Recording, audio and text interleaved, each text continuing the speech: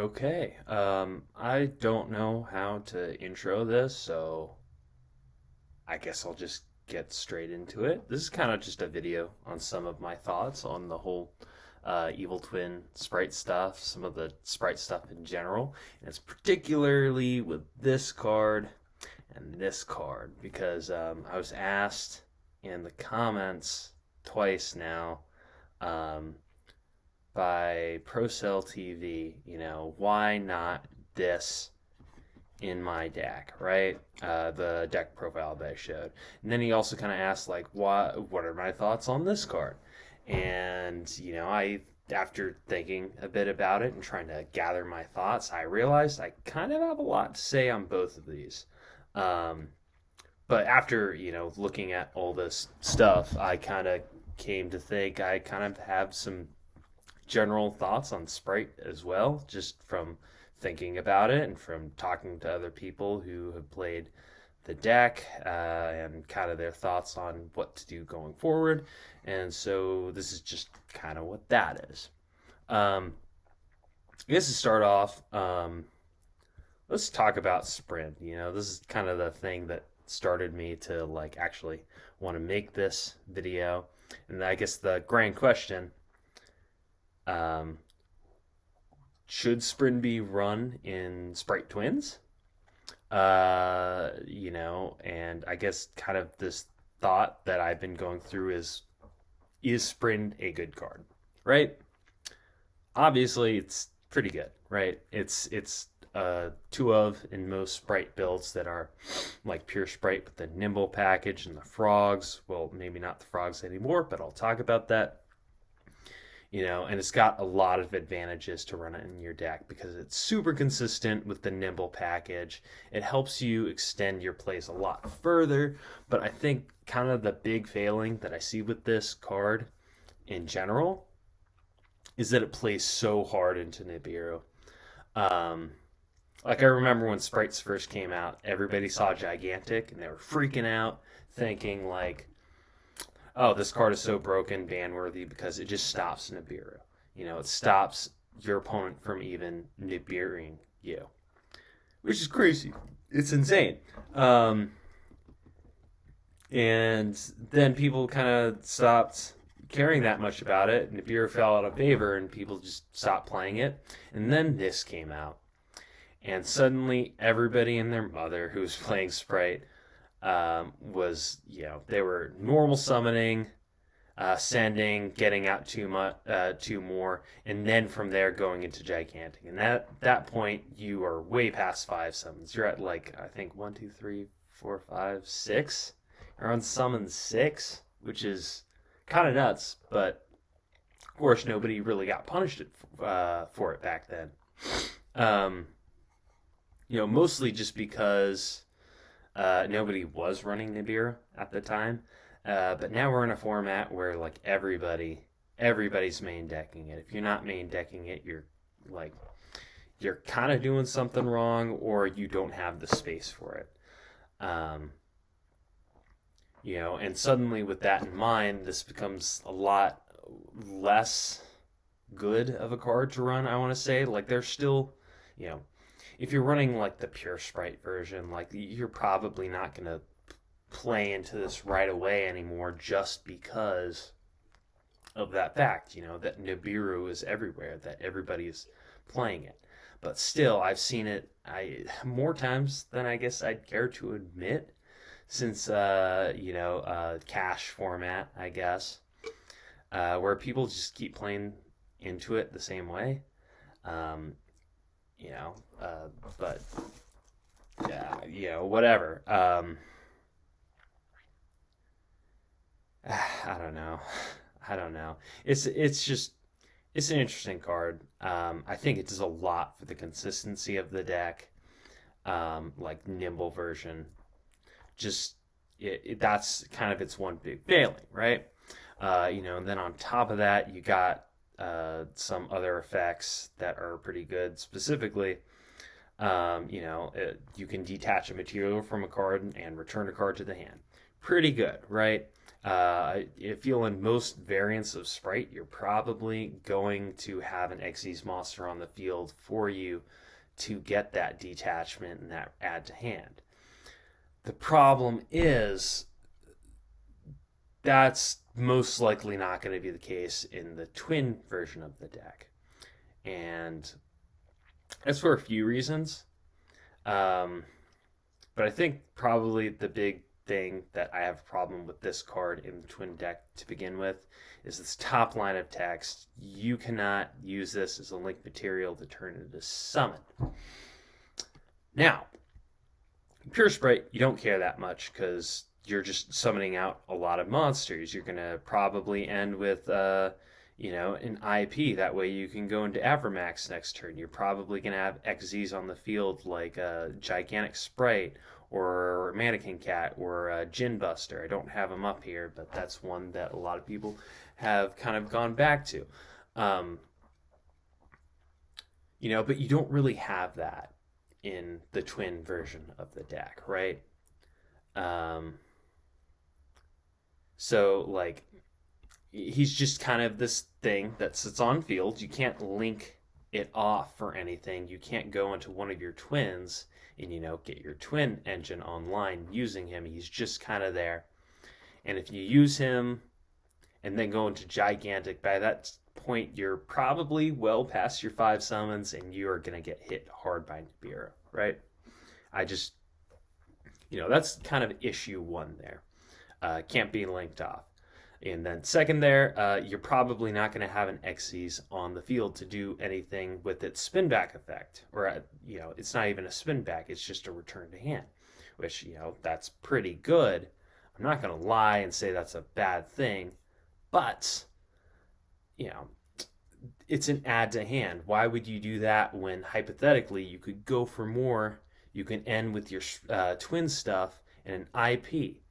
And then IP go into your unicorn. That way you not only get a shuffle back into deck, which is arguably like so much better than a bounce back to hand, but because of the arrows that we have with our twins, it can be co-linked, it can draw you another card, it can get you into a hand trap, possibly another form of interaction.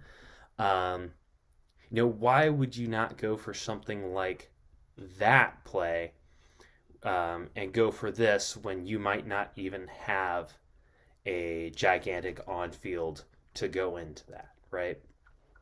You might not have gigantic or mannequin cat or shadow mosquito or cavalry or whatever you're playing, right? You just don't have that. Then suddenly this card is dead. It's just kind of on the field. And if you don't play around your zones right, you can't even do a lot of linking into your twin stuff if you have that on board as well. Without like, oh no, I accidentally put one of my negates that I can't get back anymore under the arrow. I guess I don't have that anymore. That's if you're only playing 1, but even if you're playing 2, that hurts, man. That hurts a lot. Like the only thing that I can see that makes this worth running in the twin deck, at least as I've been playing it, is that if you only have one twin on the field or in the graveyard, basically one in rotation. Actually, no, it would have to be on field. You can get the other into the grave. That's not that bad of an effect. To help you get that into rotation. But that's still not an incredibly great thing because you're wasting 2 resources to get a card into the grave. You already have a twin on the field, and then from there you're maybe gonna gigantic, using him to get that and go into right? Maybe 1 negate, and then you can get your twins on field, which isn't that bad. But you're only going to be guaranteed either a draw or a pop, maybe a second draw. If you have that, like best case scenario, you'll have 2 draws, or you'll have a draw and a pop. and one negate. But that's it. That's like 3 points of interaction where, like, yeah, that's just it. It's 3 points of interaction, right? Um, and that just doesn't feel incredibly great. Of course, that's not considering everything else you have in your hand, because you need, like, let's say you start with a twin, right? I'm going to do the same line for both of these scenarios, but you normal twin, get out, it gets Ash Blossom, Imperm, whatever. Okay. You do that, and you have blue in hand. You special blue. Blue gets you your jet. Jet gets you starter. It gets you into your negate. It's pretty good. Then from there, let's say, we go into our Sprind, right? Go into Sprind, you dump your missing twin, whichever it is. From there, what do? You have two monsters on the field, one that can't be linked off. You can go into Gigantic, sure. But what are you going to summon off the Gigantic? Are you going to either go for another version of whichever twin you want and then go into old school twins where you have two link twos on the field or a singular link two on the field just to get 1 point of interaction? Are you going to go into more sprites? That way you can, get maybe two negates on the field, which, once again, not terrible. It's better than nothing. Probably at that point, actually, it's better than the full on, dumping the twin and trying to get that package online. But if that's the case, why would you even summon that to begin with? Why not use the three bodies that you have on the field to, do more plays with? Because at that point, you have, you're just getting rid of one body that can be used for link summoning or for some other Xyz card, or just even a tribute off one of your negates to instead just weaken your board for possibly setting up a lackluster twins only board. That's not great, right? Say you go the same route without this. Normal twin gets ashed. Oh no, that's not great. Okay, you still got blue into jet into starter into, let's say, carrot. Or actually, wait, no, let's say red. Then you overlay blue and, let's say we overlay a blue and the jet into gigantic. Gigantic, you can either get your carrot, your last negate, or you can send your other twin. You can start linking off, get a draw, and hopefully draw into one of your other negates. Or you can draw into a starter. That way, you can draw into other stuff that'll get your plays going. You have a negate, and you have other things online, right? But, let's say once, there's that. You could also go into IP, and then IP into Masquerena. And then what are they going to do? Most people, I know Lingaribo's kind of running around, but it hasn't been seeing a lot of play in competitive circles. Not a lot of people are going for that. So either they're going to switch it to attack into your monster. That's cool. That's fine. Otherwise, they're going to normal summon a monster. And at that point, you can just IP into Unicorn, spin back the normal summon. And they have nothing they can do. Not to mention, if you go up against Cash and you summon this, what are they going to do? They can go into Lingaribo, but they still have a monster on the field, and they, they're going to have to get rid of it somehow. It's either A, they just attack with Ibli, they go into Lingaribo and attack, that way they take less damage. But overall, it's just, you stop them from killing you that turn. You have multiple negates to deal with whatever they're going to try and do in main phase 2. It just feels like such a better play than, it just feels like such a better play than to waste one of your things to go into something that you can't even link off for your twin package, for your IP, for anything. It just feels bad for the deck. So I guess that's kind of my thoughts on it. Good Nimbles bad in twins. Maybe if you're playing Runic version, you can justify it. I just don't think it's worth that much.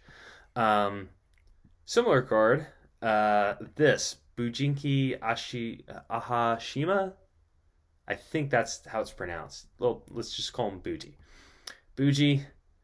This is a bad card.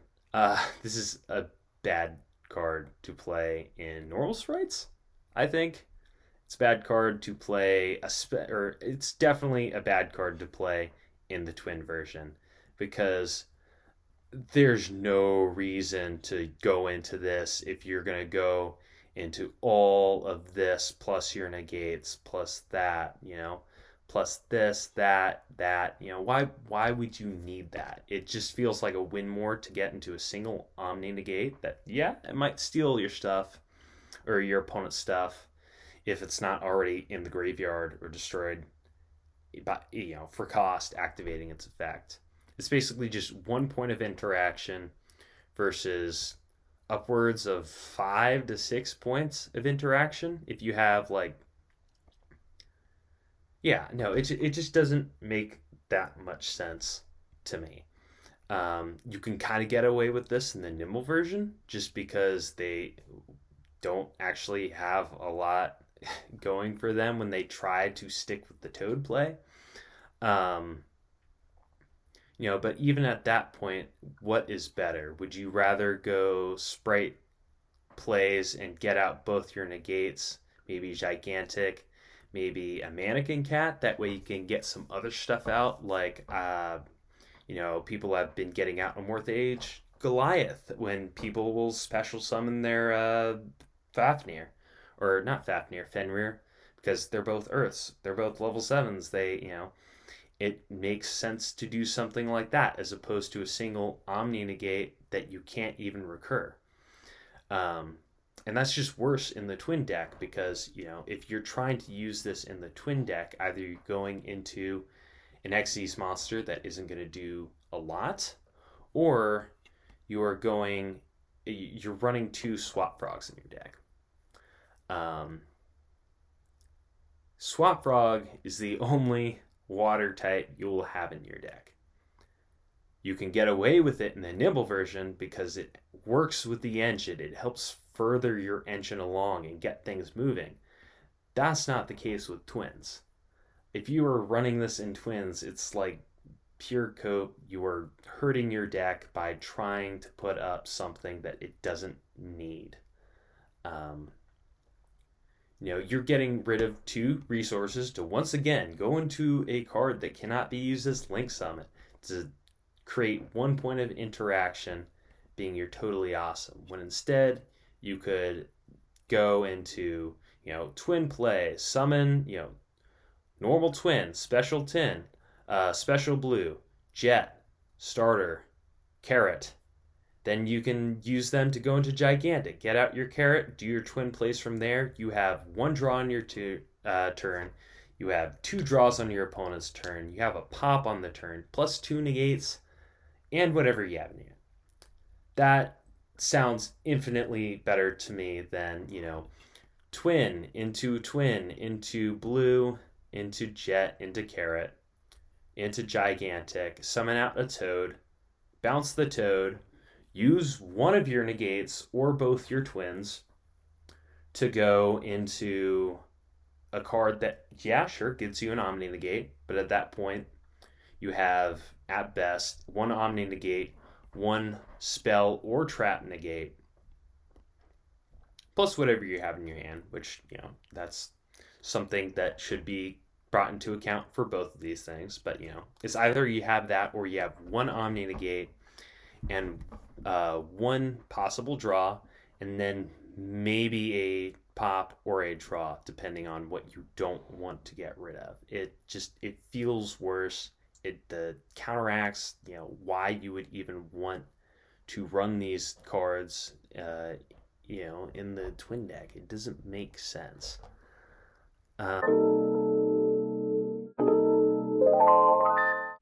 Hi, Future Sean here.